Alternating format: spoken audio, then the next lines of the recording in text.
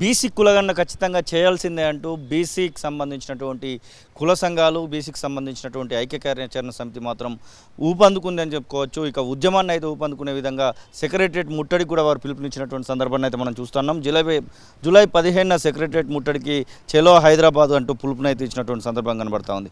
అసలు ఎందుకు ఈ పిలుపునిచ్చారు ఏంటి అనేది ఐక్య కార్యాచరణ సంబంధించినటువంటి కన్వీనర్ మనతో పాటుగా రాజారాం యాదవ్ ఉన్నారు. అసలు ఎందుకు మీరు జూలై 15న సెక్రటరియట్ ముట్టడిని పెట్టుకోవడం జరిగింది? మీరందరూ సాక్షులుగా ఉన్నారు. గత 3 నెలలుగా ఇదే సోమాజిగూడ ప్రెస్ క్లబ్లో ప్రారంభమైనటువంటి బీసీ ఉద్యమం మరి రాష్ట్ర వ్యాప్తంగా చేయడం జరిగింది. సమగ్ర కులగణన జరగాలని, స్థానిక సంస్థలు 42% రిజర్వేషన్స్ ఇవ్వాలని చెప్పేసి డిమాండ్ తోటి పెద్ద ఎత్తున 3 నెలలుగా ఉద్యమం చేస్తూ ఉన్నాం. ఇది మేము చేస్తున్న డిమాండ్ అయితే ఈ హామీ ఇచ్చింది మాత్రం కాంగ్రెస్ పార్టీని.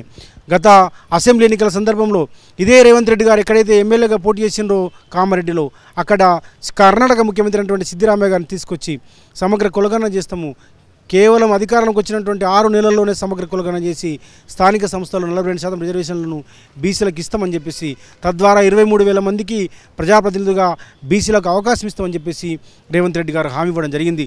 రాహుల్ గాంధీ గారు దేశవ్యాప్తంగా కూడా సమగ్ర కులగణన చేస్తాము, 50% రిజర్వేషన్ల పరిమితిని ఎత్తేస్తాము, బీసీలకు రిజర్వేషన్ పెంచుతామని చెప్పేసి దేశవ్యాప్తంగా ఇలా రాహుల్ గాంధీ గారు మాట్లాడుతున్నారు. అంతకుముందు రేవంత్ రెడ్డి గారు మాట్లాడినారు అధికారంలోకి రాకన్నా ముందు. కానీ అధికారంలోకి వచ్చిన తర్వాత ఇలా స్థానిక సంస్థల ఎన్నికల నిర్వహణ కోసం ప్రయత్నం చేసిన సందర్భం మీరు చూసిండ్రు. మరి మేమందరం కూడా 3 నెలలుగా ఉద్యమం చేస్తున్నప్పటికీ పట్టించుకున్న పాపన పోలేడు రేవంత్ రెడ్డి గారు. దున్నపోతి మీద వానబడ్డట్టుగా ఉన్నది, మొద్దు నిద్రను నటిస్తున్నాడు రేవంత్ రెడ్డి గారు. అందుకోసమే మాకు ఇక వేరే మార్గం లేదు. అనేక ఉద్యమ కార్యాచరణ అయిపోయింది, అన్ని కార్యక్రమాలు చేసినాము.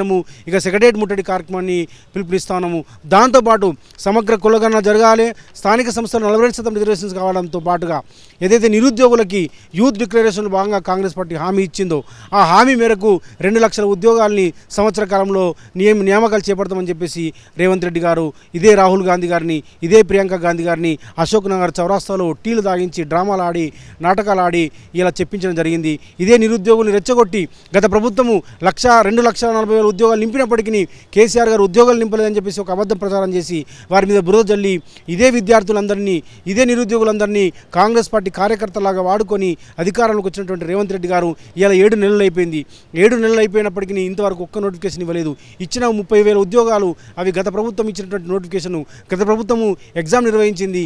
ఆ వాటిని మాత్రమే తాను నియామక పత్రాలు ఇచ్చి అపాయింట్మెంట్ ఆర్డర్స్ ఇచ్చి నేను 30,000 ఉద్యోగాలు నింపినని చెప్పేసి సిగ్గు లేకుండా మందికి పుట్టిన బిడ్డల్ని నా బిడ్డలుగా చెప్పుకునే పరిస్థితి, హీన స్థితికి రేవంత్ రెడ్డి గారు దిగజారిండ్రు. ఇలా దబాయిస్తున్నారు.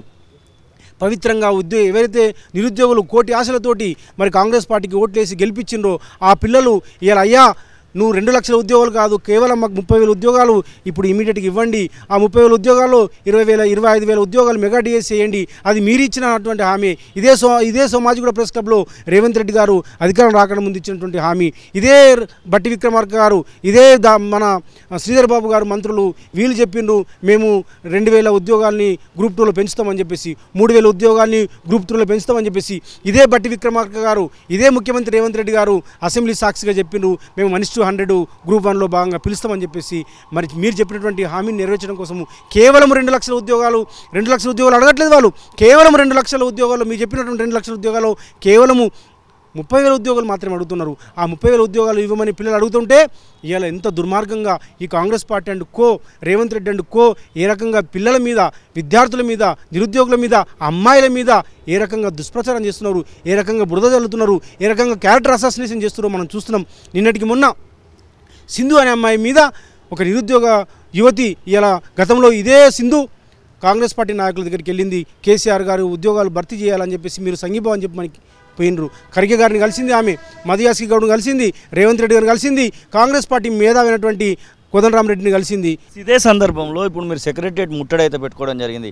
సెక్రటరియట్ ముట్టడి అని చెప్పేసి పెట్టిన వెంటనే మీ హౌస్ అరెస్టులు జరగడానికి అవకాశాలు అయితే కనబడతా ఉన్నాయి.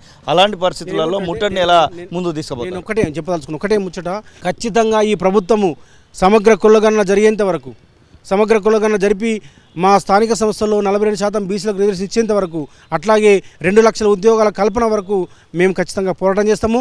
మెగా డిఎస్సి వేయాలి, గ్రూప్ 2లో 2000 ఉద్యోగాలు పెంచాలి, గ్రూప్ 3లో మరో 3000 ఉద్యోగాలు పెంచాలని చెప్పేసి, గ్రూప్ 1లో 1:100 పిలవాలని చెప్పేసి ఈ మొత్తం ప్రతి ఉద్యోగం వచ్చేంత వరకు మేము బీసీ జనసభగా, బీసీ సంఘాలుగా, హిందూ బీసీ మహాసభగా, విద్యార్థి నిరుద్యోగ సమాఖ్యగా, ఓయూ జేఏసీగా మేమంతా కూడా ఆర్ కృష్ణ గారు ఇప్పటికే వారు కూడా రావడం జరిగింది.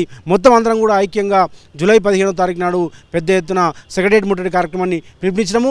దాన్ని ఖచ్చితంగా జయప్రదం చేయాలని చెప్పేసి విద్యార్థి నిరుద్యోగులకు అట్లాగే బీసీ సమాజానికి మేము పిలుపునిస్తా ఉన్నాము. రేపు పెద్ద ఎత్తున ఈ కార్యక్రమాన్ని జయప్రదం చేయాలని చెప్పేసి విజ్ఞప్తి చేస్తా ఉన్నాం.